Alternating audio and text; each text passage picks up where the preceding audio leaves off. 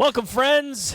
This is an RTIC Cooler Talk. I'm Drew Dougherty. That's John Harris. We're here to answer your questions. Send them in right now on Facebook, on Twitter, on YouTube, wherever.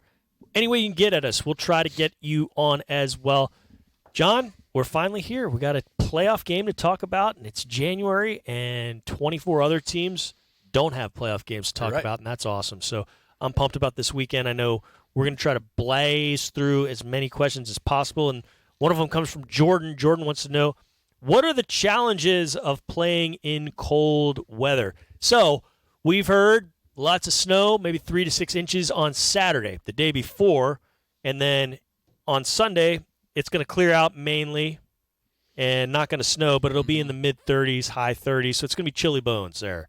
What's that mean to a football player? Your hands, obviously. It's the biggest thing. Yeah. To me, that's the biggest thing, is your hands. I mean, first of all, the football's a brick. Mm-hmm. So you got to throw a brick. You got to catch a brick. You've got to hold on to that brick. And then up front, offense, defensive line, you're using your hands. Now, these guys have gloves on. Some fingers are taped together, all that kind of stuff. And you'd think, okay, that'll absorb the blow. But when it's cold and it's wet and it seeps into those gloves, and it makes ball handling that much more difficult. Right. So to me, playing in weather is all about hands. And you're going to have a situation where you don't take care of the ball, you're going to be in a lot of trouble. Now, it goes on the other side, too.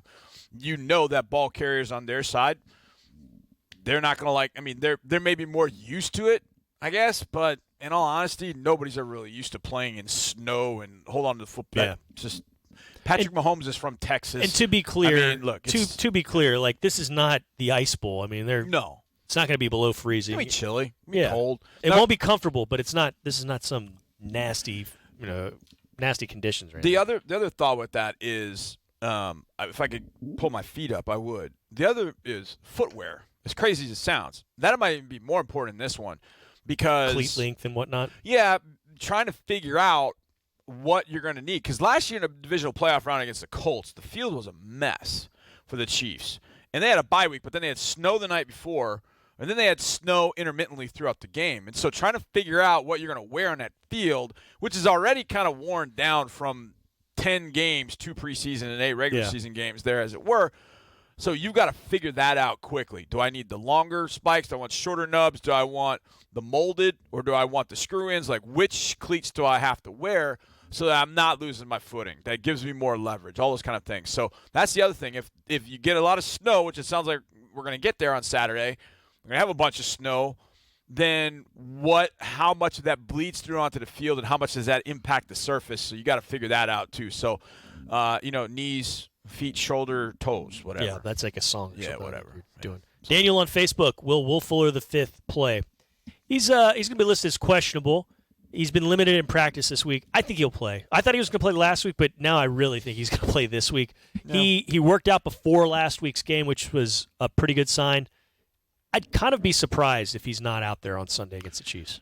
Well, they said when he got hurt it was a 2 to 3 week groin injury, and that was the 21st, 22nd. So it was 3 weeks ago. So he's on pace right there. Yeah, so he's it's a 2-3 week injury. He was questionable for last week, didn't play. This, you would think, hey, it's a 3 week injury, this would be it. But I think with Will, we'll just get to a point where if he's if he is, I'll be excited an hour and a half before the game if we see the inactive list and his name's not on there. Yeah. That's when I'll get excited about it. I bet it's not. I bet it's not on there. It's fun to think about what he can do. And one thing that I totally forgot about week 6 was when we played him, he had 3 deep balls that, now, they would have been tough catches, but he had 3 opportunities where he got behind the secondary and almost made huge plays the week after he did it against Atlanta. So if he hits one of those plays, beat them by 2 touchdowns. So if he's back and you have Kenny Stills, who knows what you could do. Good things. That's what, John. Lucio on Facebook has this. Will the Texans stick with the same game plan as they did in week 6? Probably not, because you've got different personnel on both sides of the ball, both sides of the field. For the Texans and for the Chiefs. So I think the Texans will attack them a little bit differently, but I do think they want to run and run it effectively, and they want to include Deshaun Watson in that run game, which they did the first time around. I think they want to do it this week, and you've made the point multiple times. Part of the run game, that game against the Chiefs, was hitting those short passes to DeAndre Hopkins. Yep. They were very good with that. They were very good finding Darren Fells in that regard. I think you're going to see that. But I also do think what you just mentioned a moment ago, going deep, they're going to try and do that again with Will Fuller, and they're going to try and do that with Kenny Stills, who did not play in that first game. Yeah, as far as what they're going to do, I would imagine that going in, having watched the last 4 or 5 weeks of the Chiefs, they're probably looking at, hey, these are the things that we did well in Week 6.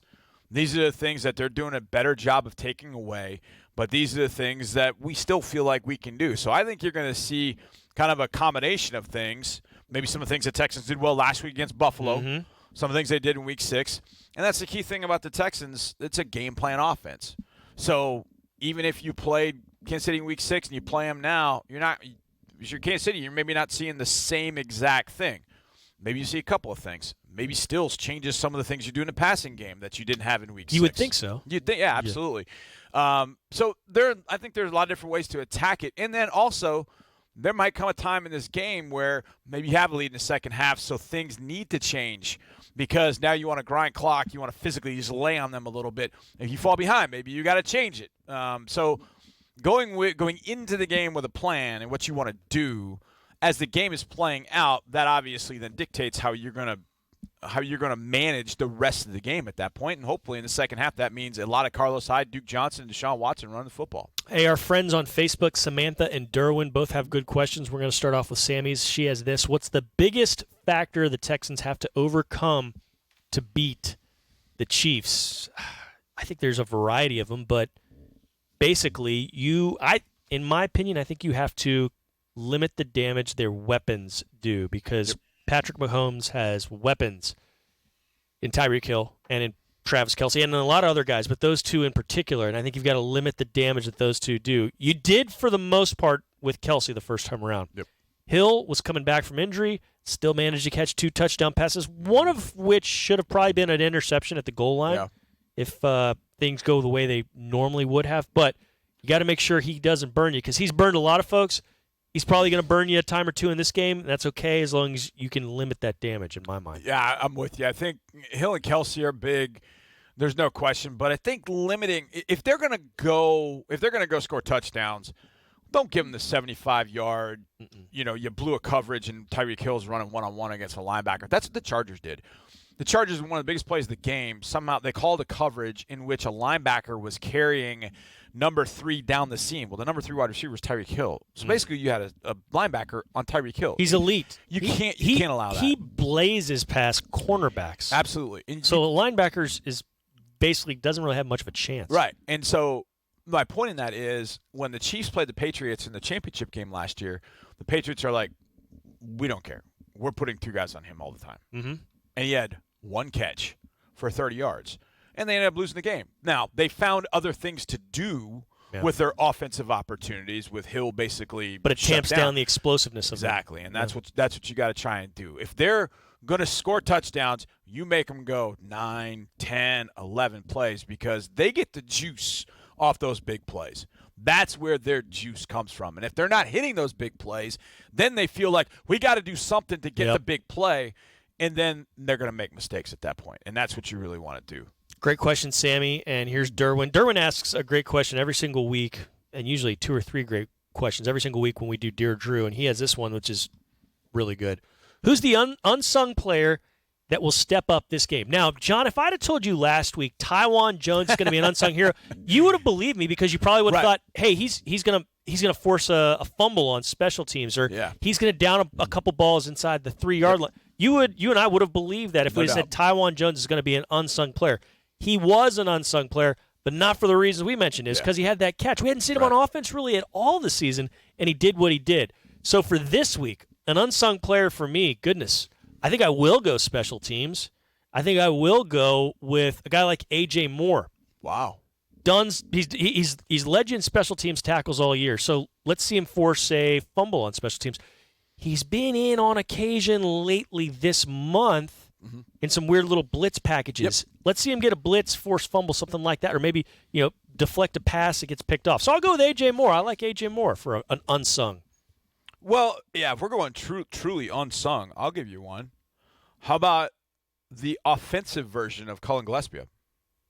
Saw him last week against Buffalo. Good things happen when he plays fullback. When they ran their zone read stuff, and Cullen was the one leading blocks. I mean, he throws a huge block for Deshaun on the run that Deshaun scored on, that 20-yard run. He's throwing a huge block downfield. He had a couple of really good blocks. Now, the Texans didn't use him. I said this before the game last week against the Bills, that when the Patriots played the Bills, one of the things the Patriots did to get back in the game was they went I formation with a fullback, tailback, and they ran right at the Bills. So when the Texans put Gillespie in the game, I thought, okay, here we go. We're going to run right. And they didn't run right at them. They used Gilly to lead outside so that Deshaun and whomever could get to the outside a little bit more. But that's not something that we've shown a lot this year in calling Gillespie at fullback. And I wouldn't even be surprised if there's a way to leak him out and get him the ball and let him do something, because that guy's got 4.5 speed. People don't know that. I saw him at his pro day fly. His hands are all right, too. We saw in August, he made some pretty tough catches on some balls. So he can do some things. And so I'm going Gilly. What a seventh-round choice. Normally your seventh-round picks don't wind up doing too much. This guy's been an excellent special teamer, which we knew and we'd seen at Texas A&M. But when he's been in on offense the very limited times, good things have happened. In midseason, he had a pretty good block on a 12-yard run. Yeah. I think it was for Duke. Might have been Carlos. But, yeah, when he's been in, nice things have happened. Yeah, I wouldn't mind seeing a little bit more. I think on Saturday he probably had more plays offensively in that game than he had maybe had all year to that point. But I like it. That's just another wrinkle that you can throw at the Chiefs that the Chiefs didn't see in Week 6. And there's so many different things you can do. If you put them in the backfield, you can run that power stuff, the inside isolation, stuff like that. But you also got that RPO stuff, so you kind of keep the Chiefs back on their heels a little bit with all the different offensive layers that you have. And Gilly just allows you to kind of peel another layer back to the offense. Hey, let's do this again next week in preparation for another Texans football game. That sound good to you? That sounds great to me. Sounds good to me. I know it sounds good to you out there. So, hey, thanks for sending in your questions. Do it again next time we do this. If we couldn't answer yours, we're sorry. We had just a limited amount of time, but we love hearing from you. We love your questions. They're phenomenal ones. And for Amanda Caffey helping make this happen, for Tyler Marcotte kind of controlling and directing everything, we really appreciate it. Hope you had a fun Friday morning. Hope your Friday afternoon is even better. Hope your Saturday afternoon and Saturday day beats your Friday, and I hope Sunday trumps all of them, and you got a fantastic afternoon watching the Texans pull off a victory at Kansas City. So long, and go Texans.